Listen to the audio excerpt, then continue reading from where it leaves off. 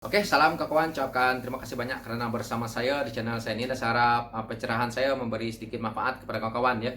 Pencerahan hari ini adalah berkenaan dengan isu 11 orang yang keluar PKL menyokong kepada kerajaan yang ada hari ini dan apakah nasib mereka. Tetapi hari ini saya nak fokus kepada negeri Sarawak karena PRN ke-12 negeri Sarawak tidak lama lagi akan bermula. Jadi kita lihat apakah nasib mereka ini. Dan apakah nasib mereka juga kalau GPS terus mengeluarkan kenyataan di PRU ke-15 akan datang sama seperti yang dia perkatakan di PRN ke-12 ini. Apakah nasib ahli parlimen yang keluar daripada PKA dan menyokong kerajaan yang ada hari ini? Kenyataan GPS yang terbaru hari itu mengatakan bahawa dia tak nak PAS dan Bersatu masuk bertanding di negeri Sarawak.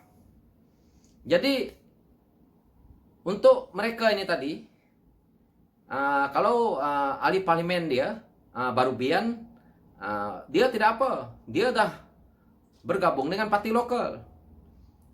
Dan dua orang ini yaitu Ali Biju dan Willy Mongin, mereka berdua ini masih di dalam Bersatu bersama dengan geng Azmin. Jadi mereka ini nanti kalau tidak boleh bertanding, dia nak bertanding di Sarawak atas tiket apa? Seperti mana yang kita tahu hari ini, mereka ini adalah orang Bersatu. Inilah masalah mereka ini tadi. Apabila mereka sampai waktu pilihan raya nanti, mereka akan dapat susah. Dan yang akan susah lagi rakyat yang menyokong mereka ini tadi. Saya tahu di kawasan mereka ini tadi, dua orang ahli parlimen ini tadi, yaitu Willy Mongin dan juga Ali Biju ini, kemenangan mereka ini betul-betul di atas tiket logonya PKR itu. Orang menyokong mereka bukan karena mereka itu sebenarnya. Orang menyokong dia adalah di waktu itu perubahan, inginkan politik Sarawak itu berubah, mereka menyokong PKR. Di Sarawak hari ini pun, ramai rakyat sudah melihat GPS ini satu kerajaan yang terlalu lama. Dan bermacam-macam lah yang saya tidak mau cerita dalam tentang GPS. Tapi saya percaya rakyat sudah muak dengan permainan orang politik GPS. Karena politik yang diamalkan oleh GPS ini pun masih corak yang lama. Dia corak Barisan Nasional, corak UMNO. Jadi rakyat dah mula nak ke depan, rakyat melihat daripada sisi yang lain hari ini.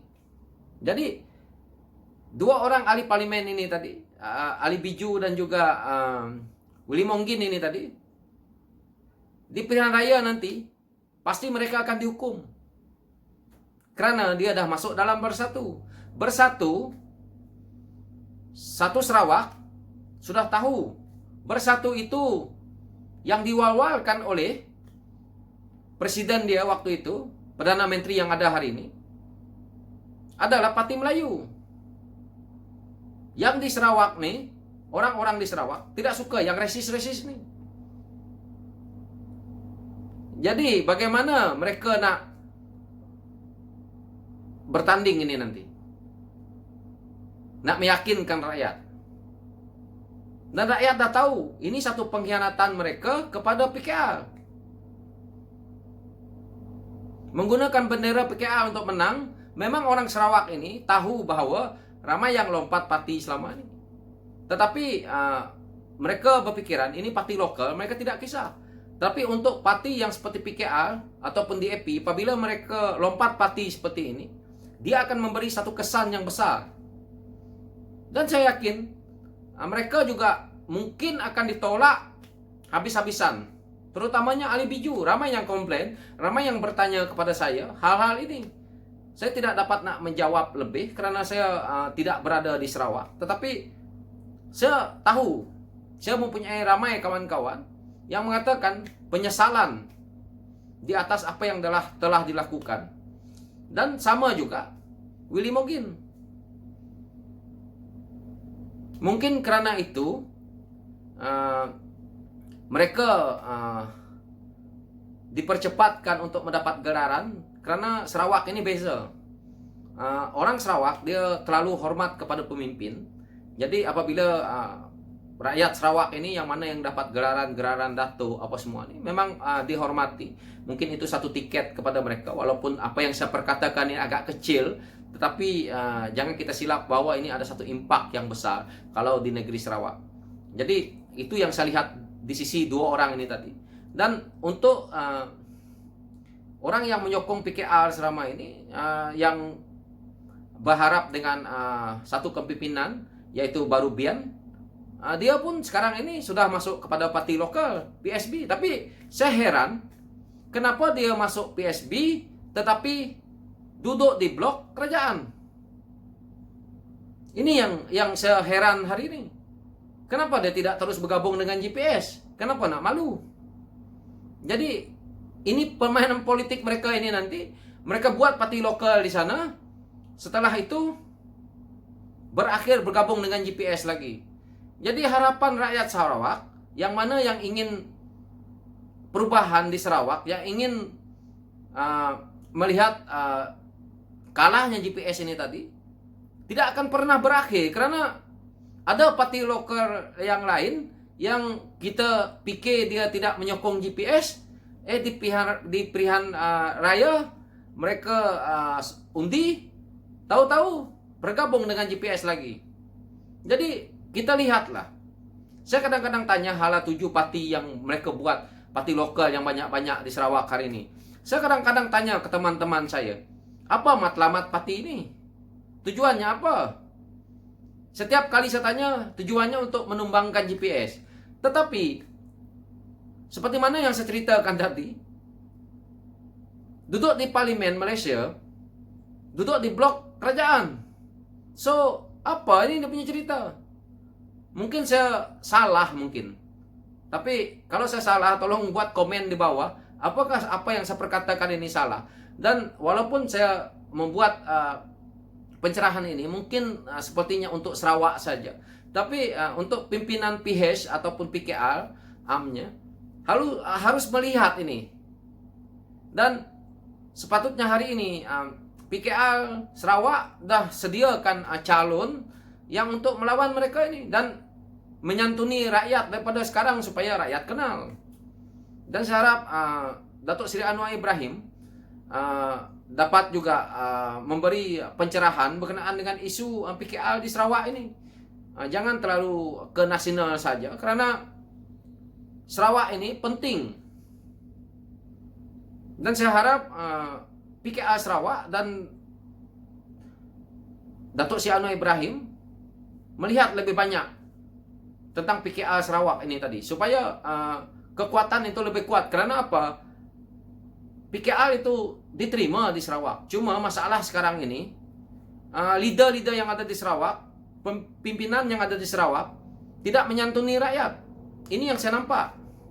Kenapa dulu mereka ini boleh kuat seperti Baru Bian apa semua? Karena dia menyantuni rakyat dan rakyat tahu. Jika leader-leader yang lain buat hal yang sama, saya percaya kemenangan akan berlaku di Sarawak nih. Bukan PKR itu tidak kuat di Sarawak dan juga bukan juga DAP yang ada di Sarawak itu. Kalau di kawasan-kawasan bandar, DAP itu kuat di Sarawak. Jadi cobalah santuni rakyat dan hari ini siapkan calon supaya ada. Jangan masih lagi duduk di politik yang lama. Kebiasaan ahli-ahli politik Sarawak ini mereka apabila menang hilang. Setelah pilihan raya timbul lagi. Ini yang berlaku di kawasan yang mana saya selalu lihat lah, semua macam tu lah. Beza dengan Semenanjung, lebih banyak menyantuni rakyat. Jadi isu ini yang saya lihat di Sarawak.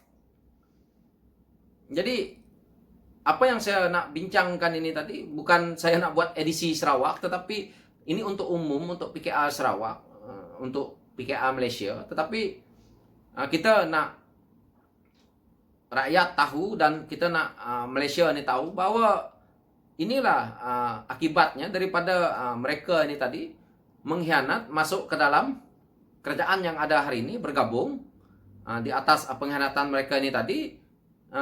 Mereka nak bertanding akan datang, dia sendiri yang akan masalah. Seperti mana yang saya katakan tadi, GPS Sarawak dah menolak bersatu dan PAS. Dan kalau PRU ke-15 pun ditolak juga, bagaimana bersatu nak kuat? UMNO pun tak boleh masuk Sarawak. Jadi parti lokal yang boleh lawan di Sarawak. Dan parti-parti lokal ini pula, seperti mana yang saya perkatakan tadi, bila menang, mereka bergabung balik dengan GPS.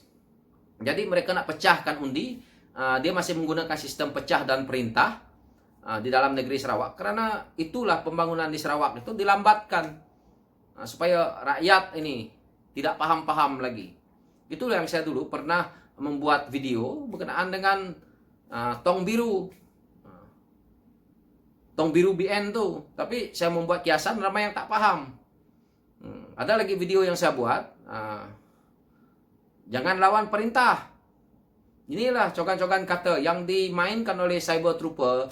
Dulu Cyber Trooper PBB, hari ini Cyber Trooper inilah GPS. Jadi kita harus lihat bahawa di PRU ke-15 ini, Sarawak itu adalah satu negeri yang mempunyai potensi yang boleh dimenangkan oleh PKR dengan banyak. Tetapi jangan diabaikan. Dan sekian dulu dari saya, dan saya harap pencerahan saya ini memberi sedikit manfaat tentang isu politik, isu apakah nasib yang mereka keluar daripada PKR 11 orang ini tadi. Walaupun tidak masuk ke 11-nya, tapi karena saya memang nak membuat untuk Sarawak saja, untuk mereka yang berada di Sarawak. So saya harap pencerahan ini manfaatlah untuk kawan-kawan ya. Oke, thank you, dan LTL, hashtag dia LTL, dan lawan tetap lawan. Oke kawan-kawan, thank you.